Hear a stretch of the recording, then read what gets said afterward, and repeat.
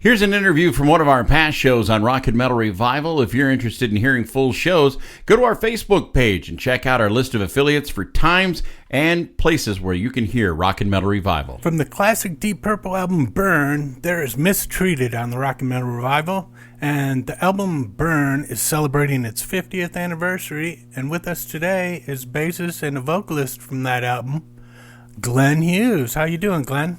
I'm fine, and how's everybody doing out there? Doing good. Doing good. Now you're touring for the 50th anniversary of Burn. Now, does it seem like it's been that long since that album was recorded? You know, it really doesn't. I think, I had to click my heels going, hang on a minute, was that long ago? The years have flown by lately, as you know. So when I look back at '73, we were five young men in that room in the castle in Wales, writing those songs in the very hot summer of 1973, and it was a remarkable time. So, do you got any favorite memories from that time? The memory is that there was two new guys, David and myself, and Richie, John, and Ian from the Mark II lineup, and we came together as a new family. There was a lot of happiness and laughter, a lot of new music, a lot of practical jokes, a lot of dinners together. You know, we were starting this brand new venture on the on this new episode of Deep Purple Mark III. It was wonderful. Yeah, definitely. Now, the song Burn, being a guitarist, I pay attention to that main riff. Just grabs you right at the beginning, man. Just such a cool riff.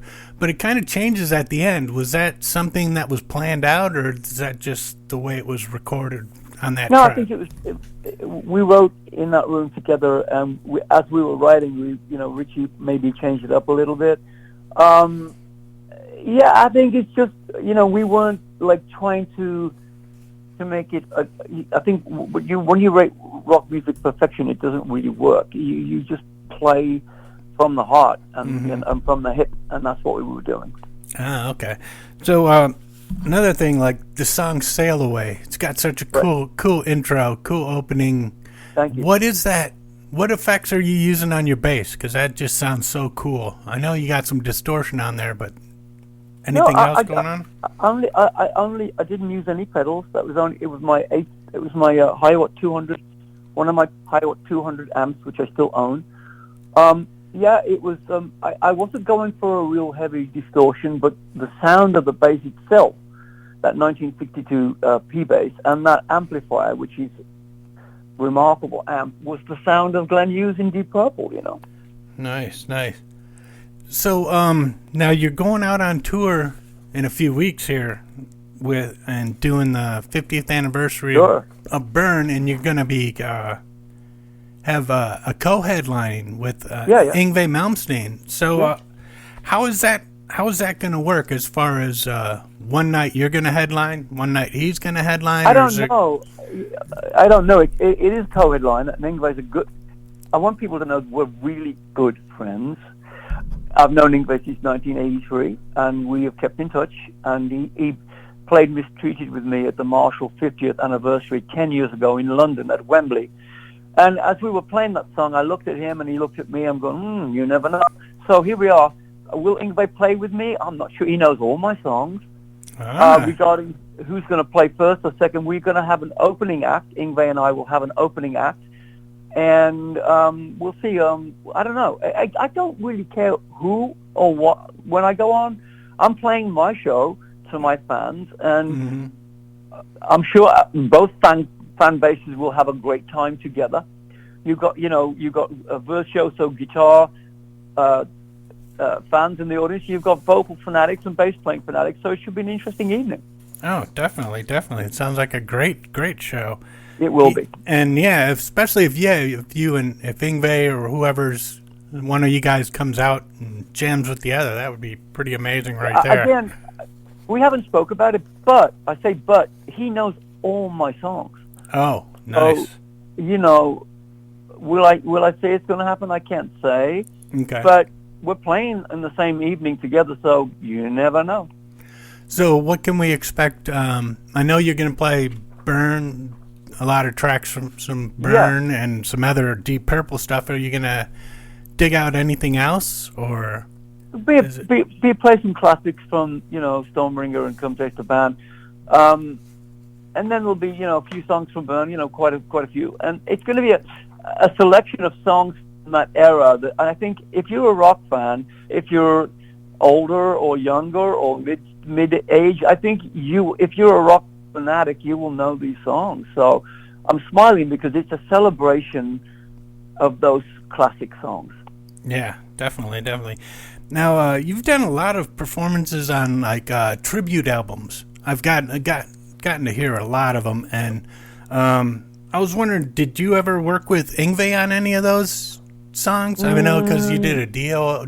You were on the Dio one. You were on Alice Cooper and by the way, Deep Purple. Most of those I should never have done those. All Ronnie's was different, but I should never have done a lot of that stuff. It was wrong for me to do it. But no, Yngwie haven't. We played together before live on stage, but we haven't recorded anything together. Okay.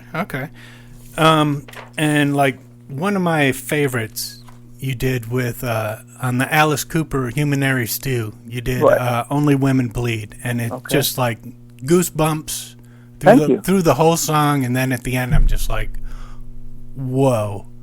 How did that session come about? Was that in the early 90s maybe? I did a few in that period, again, in that period, I was just coming back from the 80s, which I don't remember, as you know. Yeah. So for me, a couple of those tributes were interesting for me because, I needed to stretch out a little bit. Mm-hmm. But when you mentioned that song, I do remember that one, and I remember where I recorded it. So I wanted to keep the original melody, of course. It's very important, but I wanted to stretch it out a little bit. Yeah.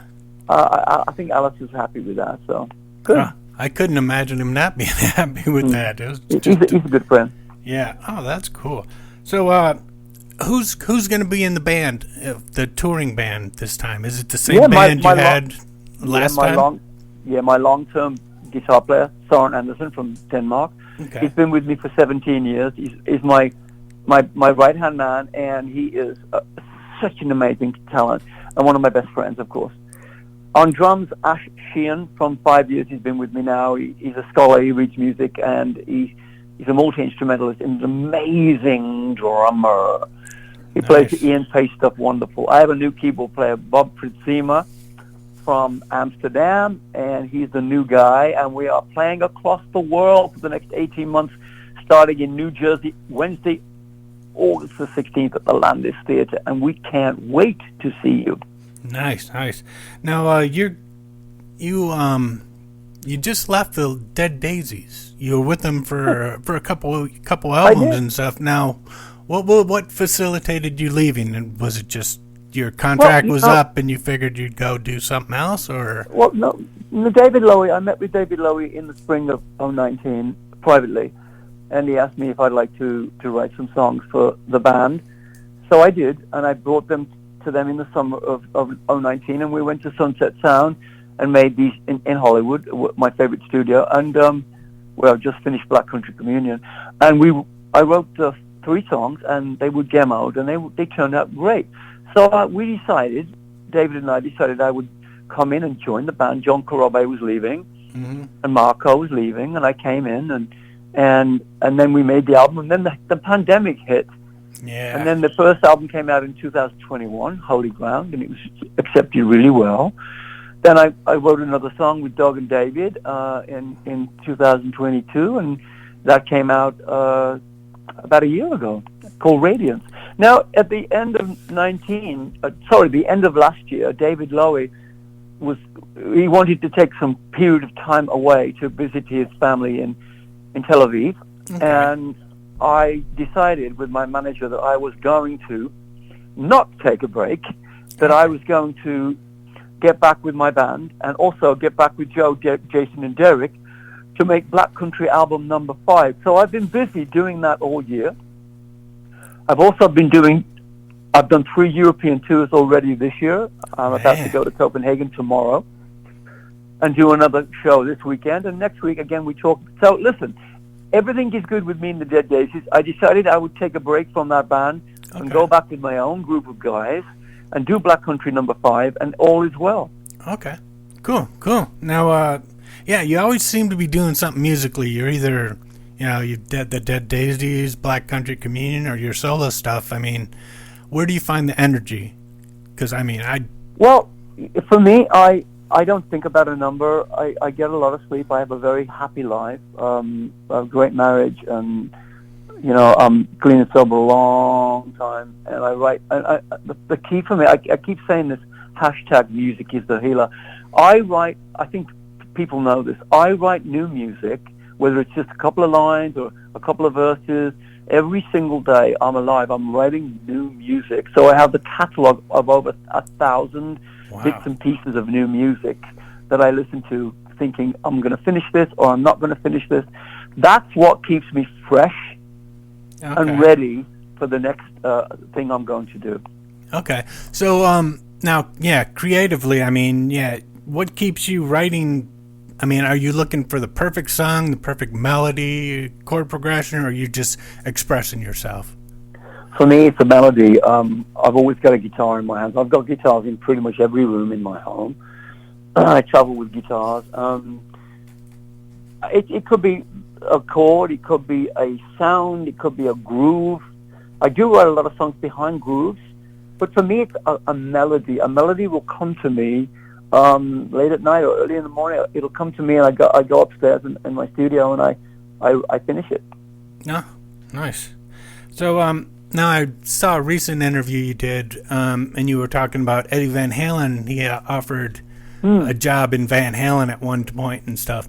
But you also said you've known him for forever. So I was wondering, did you ever get to sit and jam with him at all on stuff? Yes, Eddie. Because that would be that would be the ideal place to be. I want to tell you how and where I met Eddie. It was 1978, and I was in Dallas, Texas, and Sabbath were playing there, and there was a new opening band I'd never heard of called Van Halen.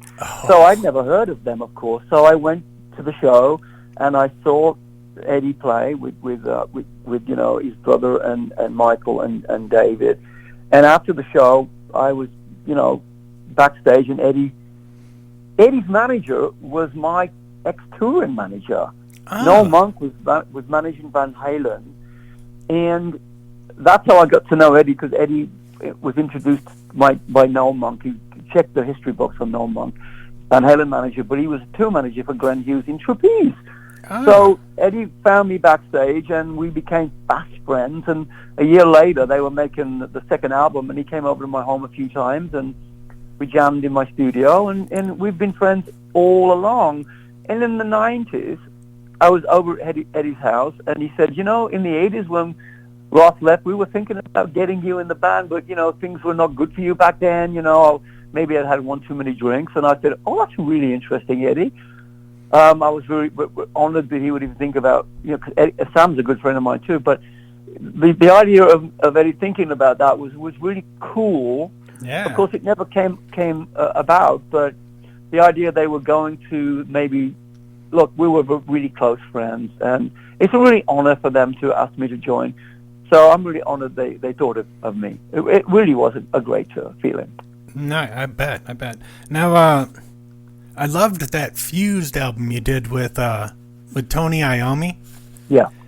Because it was a lot more modern than the Black Sabbath one you did with him. Well, the one that ended up being a Black Sabbath album. Yeah, Tony and I were working on that record for 6 months before we went in the studio in Tony's home, and then we went down to Wales, to make the album with the guys. And look, that album's I want to remind you, Jerry, in 2006 or 7, we released the album, and then we were going to do this world tour with Kenny Aronoff on drums and me and Tony. And that's the year that Sharon put the band back together with Ozzy and Bill and Ozzy and Geezer. So that album was postponed and really didn't make Tony happy at all, because we were really looking forward to going promoting Fuse. So the album was really put on the shelf, you know. That album, in my opinion, one man's opinion, Jerry, was an absolute magnificent recording. Oh, it was. Yeah, that dopamine right off the bat just grabbed Yeah. you. And yeah, I couldn't take the album off the... Tony and I still talk about how we wish we could have promoted that album. You know, so... And by the way, Jerry, there are no mistakes in the world, especially in rock and roll. Everything opens the door for something else. Mm-hmm. So both Geezer's album and Fuse were shelved. Mm. Whether it's because of Sharon, I have no problem with Sharon or they're good friends of mine. But Tony and I, you know, we have unfinished business. Will Tony and I work together again? You just never know. That was my question. All right, cool. Now, of all the great guitarists you've worked with over the years, who's your favorite? Who was your guy number one on your list? No, I want to go on record now. I'm going to list a few for you. I played with Satriani, Bonamassa, Iommi, and Blackmore, and Pat Raw, and Brian May, and Jerry Cantrell, and Warren Haynes. I could go on and list them, you know. I know. And Mel Galley, and Tommy Bolin. I mean, I could Wow. carry on. But my favorite, I really want you to push this one. Mm-hmm. My dearest old friend, we started working together in 1979. Gary Moore was the best. Yes. Now, please, people understand me now. Gary and I were very close. We made the album Run for Cover. Mm-hmm. When I look back at Gary, and Eddie, of course, when I look back at Gary and I working together and him playing in my studio and sitting in my home on the couch writing songs, that guy was unbelievable. Oh, yes. I mean, unbelievable. Again, all those people I spoke about, I've got 10 iconic guitar players. Mm-hmm. I mean, I played with them all, you know. Yeah. So, and I'm very proud to say, you know, Bonamassa right now is, I mean, Joe's incredible, you know, but yeah. But Richie, Tony, but Gary Moore. Wow, cool. I can totally get that. I haven't heard any song that I didn't like that Gary did. No, just an amazing guitar player, man. Yeah. And so I want to go back to your Resonate solo album. And do you think the song When I Fall could have benefited from adding some cowbell? Adding some cowbell. You know, when nice ballad. It was kind of... Really? No. I'm thinking. Wow, maybe not that one. You know, maybe not. Oh man. So, well, I'm done with my questions here. So I wanted to see what song would you like to go out of the interview with? You want to take something off of Burn or something off of any stuff you've done? You name it. I think you should take Soul Mover. You know, I think. Yeah, why not take Soul Mover? All right. Glenn, it's been an honor as usual to talk to you, and good luck on the tour, and I hope to get out there and see it. Where are you at? We're up in Wisconsin, so we're close to St. Charles. Come on down, Jerry. You're going to love the show.